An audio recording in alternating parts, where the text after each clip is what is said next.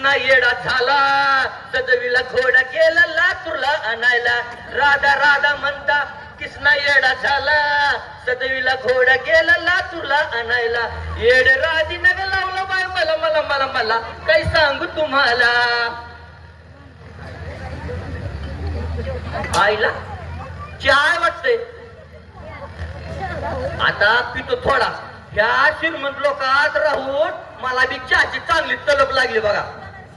अहो चहा नाही घेतला का नाही माझं टोचक कसं फन फन फन फन करतोय बघा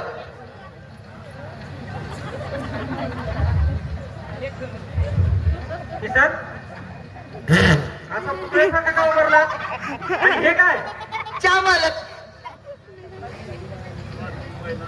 अहो मालकीन बाईला आता चहा नेऊन दिला